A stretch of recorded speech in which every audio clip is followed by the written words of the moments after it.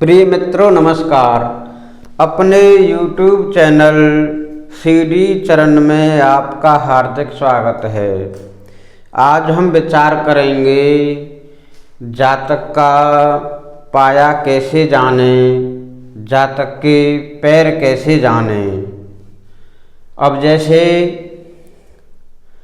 जातक के पाया देखने की दो विधि हैं। एक विधि नक्षत्र को आधार मान करके है और दूसरी विधि चंद्रमा के द्वारा बच्चे के पैर देखे जाते हैं। अब नक्षत्रों के हिसाब से जो हम देखते हैं उनमें भी दो विधि हैं और दोनों विधियों में भिन्नता है। दोनों विधि अलग अलग तरीके से हैं। पहली विधि है आद्रा से 10 नक्षत्र तक बच्चे का जन्म हो तो चांदी का पाया माना जाएगा, चांदी के पैर माने जाएंगे बच्चे के। विशाखा से 4 नक्षत्र तक बच्चे का जन्म है तो लोहे के पैर माने जाएंगे जातक के। पूर्वाषाढ़ा से 7 नक्षत्र तक जातक का जन्म है, बच्चे का जन्म है तो तांबे के पैर माने जाते हैं।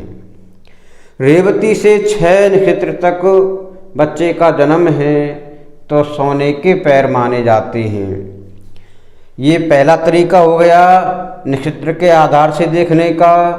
और दूसरा तरीका भी नक्षत्र के आधार से इस प्रकार है, जैसे आद्रा से 10 नक्षत्र तक बच्चे का जन्म है तो चांदी के पैर माने जाएंगे।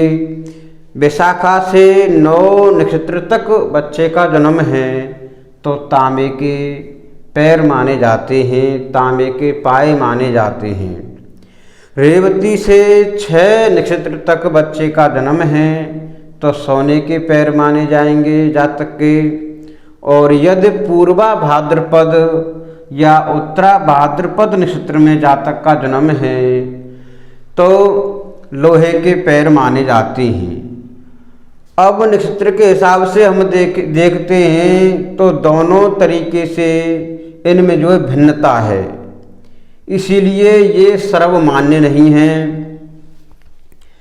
हमको जो है जातक के पायों के बारे में, जातक के पैर के बारे में चंद्रमा के द्वारा ही देखना चाहिए, जो कि सर्वमान्य है।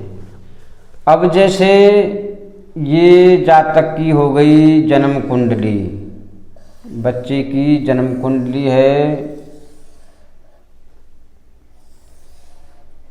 इस तरीके से आप देख सकते हैं। ये जो है बहुत ही सरल तरीका है। ये जन्म कुंडली का प्रथम भाव है। अगर प्रथम भाव में चंद्रमा हो या छठे भाव में चंद्रमा है जातक की जन्म कुंडली में, या 11वें भाव में चंद्रमा है, इनमें से किसी भी एक स्थान में किसी एक भाव में चंद्रमा हो, या तो प्रथम भाव में चंद्रमा हो या छठवें भाव में हो या 11वें भाव में हो जन्म कुंडली में, तो बच्चे का जो है पाए माने जाएंगे सोने के, स्वर्ण के पैरों से बच्चे का जन्म है। अब हम जो है जन्म कुंडली का दूसरा स्वरूप बनाते हैं। इसी तरीके से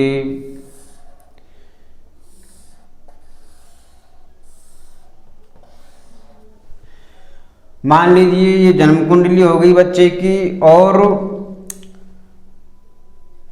द्वितीय भाव में चंद्रमा है या पंचम स्थान में चंद्रमा है जन्म कुंडली के, या 9वें भाव में चंद्रमा है।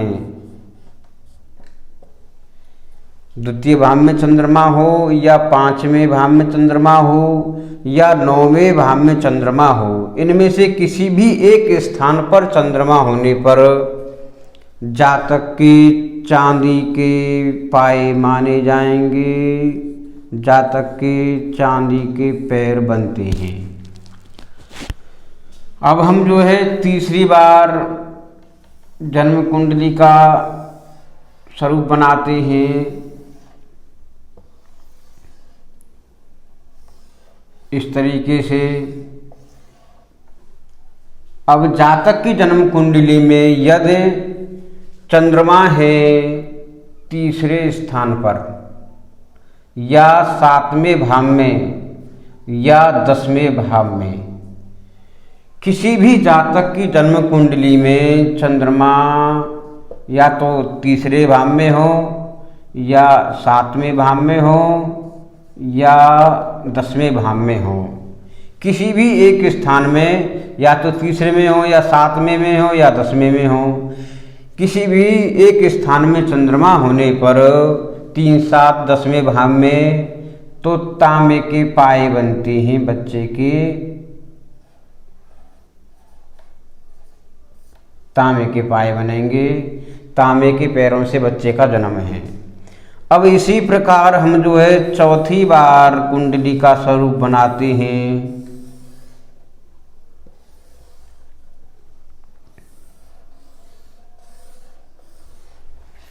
यदि जातक की जन्म कुंडली में, किसी भी जन्म कुंडली में चंद्रमा चौथे भाव में हो या 8वें भाव में हो या जो है 12वें भाव में चंद्रमा हो, किसी भी एक स्थान में चंद्रमा हो जन्म कुंडली में किसी भी जातक की में, तो बच्चे के जो है जातक के पैर माने जाएंगे लोहे के,